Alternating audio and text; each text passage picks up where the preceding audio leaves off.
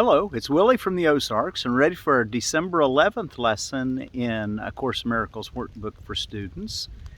Lesson 345 out of the original edition. I offer only miracles today, for I would have them be returned to me. I offer only miracles today, for I would have them be returned to me. The prayer says, Father, a miracle reflects your gifts to me, your Son, and every one I give returns to me, reminding me the law of love is universal. Even here it takes a form which can be recognized and seen to work. Even here in this world, the miracle takes a form which can be recognized and seen to work. The miracles I give are given back in just the form I need to help me with the problems I perceive. Father, in heaven it is different, for there are no needs. But here on earth, the miracle is closer to your gifts than any other gift which I can give. Then let me give this gift alone today, which born of true forgiveness. Remember, miracles are the result of forgiveness. Then let me give the gifts alone today, which, born of true forgiveness, lights the way that I must travel to remember you. Peace to all seeking hearts today. The light has come to offer miracles to bless the tired world. It will find rest today, for we will offer what we have received. I offer only miracles today, for I would have them be returned to me. I'm sitting under a cedar tree that I planted from out in the woods. It was the last, it was actually a Christmas tree that we dug up. All 6 of my kids and my wife that's crossed over, we didn't ever practice Christmas when we were as a family, and I got this idea the very last year before she crossed. Well, we should at least have a tree. And she liked the idea. We went out and we dug up this tree. And it was just it was about 8 foot tall, about yay big around, like a typical Christmas tree. And now look at it. I'm sitting under it today because it started to mist, and now it's actually raining. And I thought, well, I'll get a little protection for a little while under this tree. And it's kind of hard for you to see it, but that tree's up there 25, 30 feet tall in the last 30 years. So it kind of give you an idea of where I'm at. All right, so anyway, it's kind of nice to be able to plant have a tree in the house, have that nice smell, and then put it out in your yard. With the way the world needs trees, I encourage everybody to have a tree in your house, and then if you're going to have a tree, have a tree that grows, and then you can plant it somewhere. Give it to a friend, or plant it in somebody's yard, or plant it in your own yard, or wherever you see the place. Or you can do what they call guerrilla gardening, where you just look and see where the world needs a tree and you go plant it. All right, let's see. In our text reading, we're ready for paragraph 53 under God and the Ego, section, what section is that? Section 6, the dynamics of the ego. All right, so let's take a look there. And as you're turning there, I want to tell you about another seed catalog I really like, and it's called the Seed Savers Exchange. And it started as just people trading seeds back amongst themselves, I think. Anyway, now it's one salad everybody wants that I like to always make sure I have is a red salad, or some kind of a red salad. So red salad bowl there, and this is out of the, like I said, out of the Seed Savers Exchange, introduced to U.S. gardeners in 1955, decorative upright plants 6 inches tall and 14 to 16 inches wide. Beautiful, deep-lobed, bronzed leaves are crisp and delicious. One of our best performers. bred by the Desert Seed Company of El Centro, California.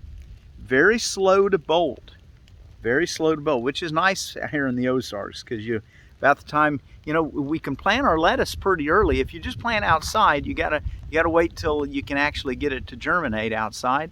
And then we have, it turns hot in the late spring, early summer, and so getting something that's been bred from a Desert Seed Company sounds like that'd be a nice way to go. It won't, bolting it gets bitter, and it's just not as it's over its prime for lettuce to be eaten. All right, so that's your red salad bowl. All right, let's take a look now at our text reading, and let's begin in paragraph 52. Upheld by fear, this is what the ego would have you believe. Yet God's Son is not insane and cannot believe it. Let him but recognize it, and he will not accept it, for only the insane would choose fear in place of love, and only the insane could believe that love can be gained by attack. But the sane know that only attack could produce fear, from which the love of God completely protects them. The ego analyzes, the Holy Spirit accepts. The appreciation of wholeness comes only through acceptance, for to analyze means to separate out.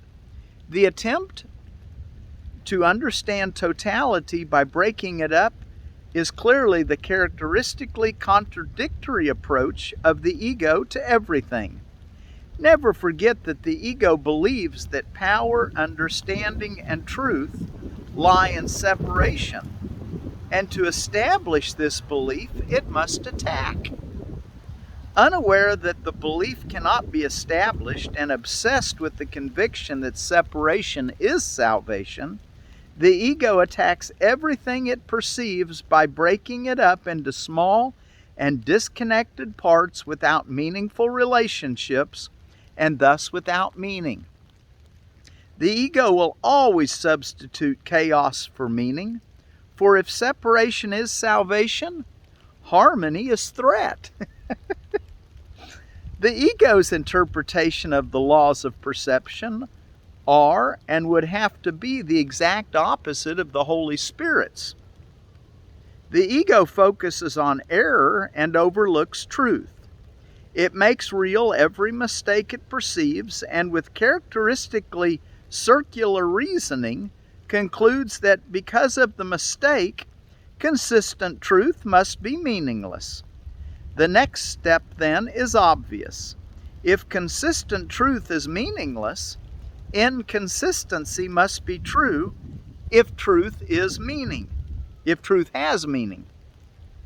Holding error clearly in mind and protecting what it has made real, the ego proceeds to the next step in its thought system, that error is real and truth is error. Wow. Talk about us following insanity, following the ego.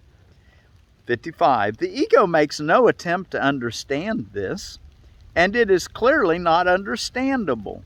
But the ego does make every attempt to demonstrate it, and this it does constantly.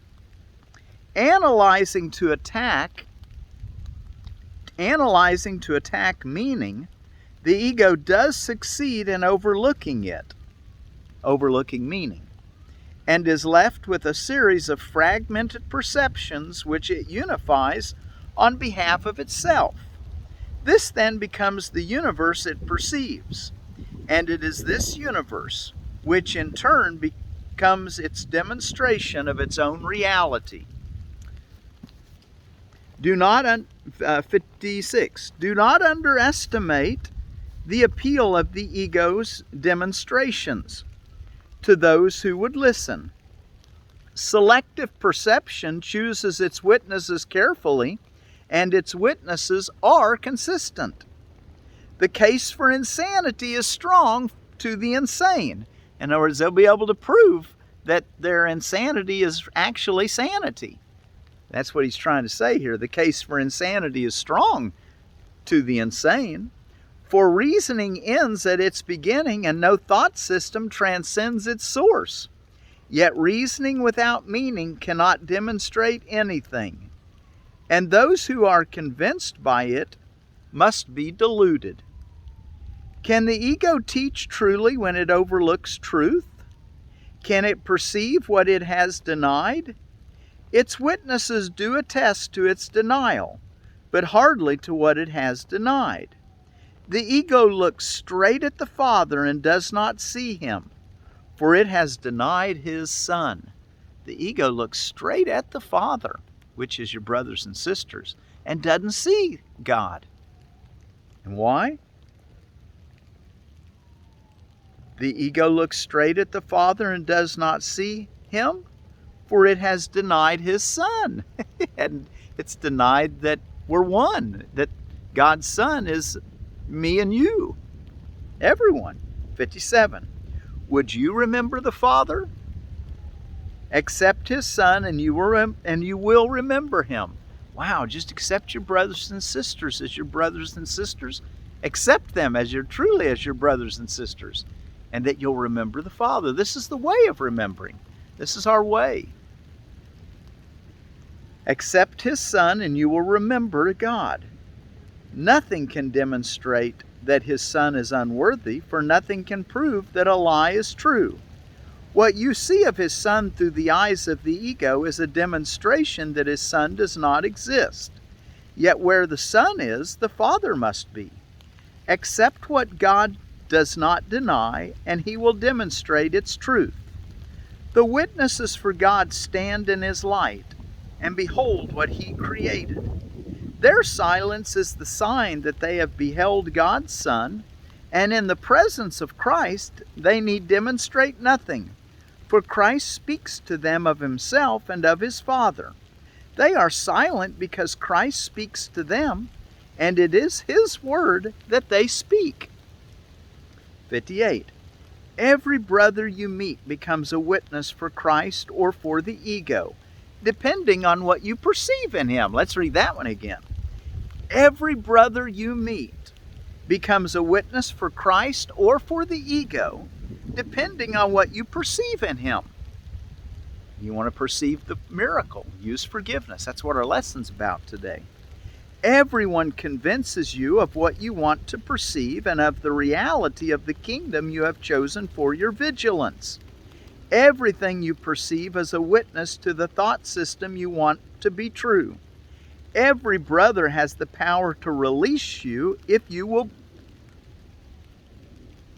Every brother has the power to release you if you will to be free. You cannot accept false witness of him unless you have evoked false witnesses against him.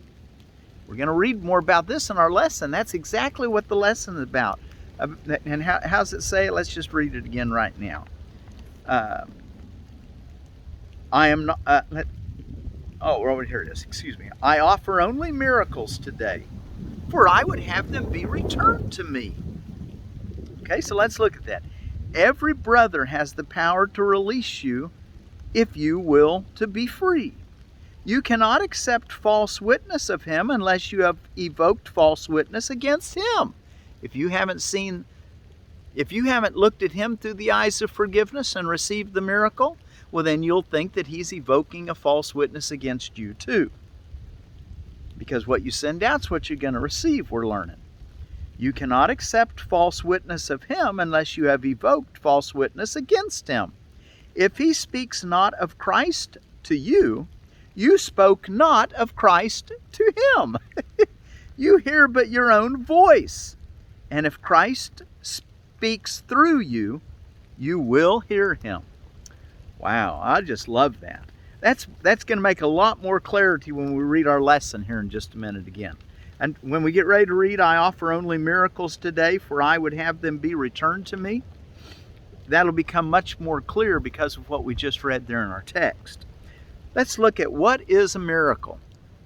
And it is actually starting to rain. I don't know if you all can tell, but I'm okay. I'm getting a little protection from this tree for a little while. A miracle is a correction. It does not create nor really change at all. It merely looks on devastation and reminds the mind that what it sees is false. It undoes error but does not attempt to go beyond perception, nor exceed the function of forgiveness. Thus it stays within time's limits, yet it paves the way for the return of timelessness and love's awakening. For fear must slip away under the gentle remedy it gives. A miracle contains the gift of grace, for it is given and received as one. And thus it illustrates the law of truth the world does not obey, because it fails entirely to understand its ways. A miracle inverts perception which was upside down before, and thus it ends the strange distortions that were manifest. Now is perception open to the truth. Now is forgiveness seen as justified. Forgiveness is the home of miracles. The eyes of Christ deliver them to all they look upon in mercy and in love. Perception stands corrected in His sight, and what was meant to curse has come to bless. Each lily of forgiveness offers all the world the silent miracle of love, and each is laid before the Word of God upon the universal altar to Creator and creation, in the light of perfect purity and endless joy. The miracle is taken first on faith, because to ask for it implies the mind has been made ready to conceive of what it cannot see and does not understand. Now you're going to need this idea in order to understand the lesson for today. So let's read that sentence again. The miracle is taken first on faith, because to ask for it implies the mind has been made ready to conceive of what it cannot see and does not understand. Yet faith will bring its witnesses to show that what it rested on is really there, and thus the miracle will justify your faith in it and show it rested on a world more real than what you saw before, a world redeemed from what you thought you saw. Miracles fall like drops of healing rain from heaven. Appropriate, isn't it? Since it's raining here. Miracles fall like drops of healing rain from heaven on a dry and dusty world, where starved and thirsty creatures came to die. Now they have water. Now the world is green. And everywhere the signs of life spring up to show that what is born can never die, for what has life has immortality. All right. I offer only miracles today, for I would have them be returned to me. Now let's just look at this. The prayer says, Father, a miracle reflects your gift to me, your Son. And every one I give returns to me, reminding me the law of love is universal. Even here in this world, I added in this world, even here in this world, it takes a form which can be recognized and seen to work. The miracles I give are given back in just the form I need to help me with the problems I perceive. Okay, so you're going to have problems that you're going to perceive. Well, how are you going to get your miracle? By giving the miracle, by seeing forgiveness and love in everyone. Wow, that wind's blowing strong, isn't it? I hope it doesn't blow over the camera. The miracles I give are given back in just the form I need to help me with the problems I perceive. Father, in heaven it is different, for there are no needs. Remember, when we get to heaven, we'll have no needs. And in heaven, where we really are, when I say when we get there, I'm not talking about after you die. I'm talking about when you finally awaken and you realize that you live in heaven and that that's our true identity. You think of it that there's a part of us that abides in heaven always, and that there's a little avatar, I've heard it called, that's been sent to the earth to do a job, to bring the light of the world to this world. All right? But here on earth, the miracle is closer to your gifts than any other gift which I can give. Then let me give this gift alone today, born of true forgiveness. lights the way that I must travel to remember you.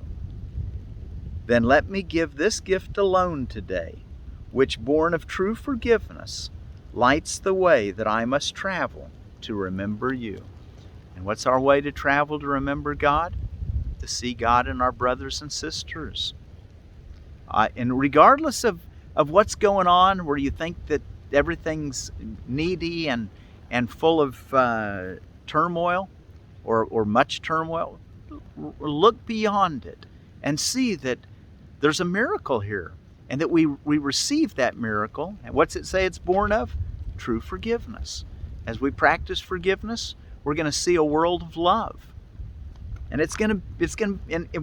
we may have to accept it on faith to begin with, but it'll quickly transform itself into something that is more real than this world itself. Okay, peace to all seeking hearts today. The light has come to offer miracles to bless the tired world. It will find rest today, for we will offer what we have received. For we will offer what we have received. And one last thought before we go. I had mentioned yesterday we're going to continue our reading in 2022.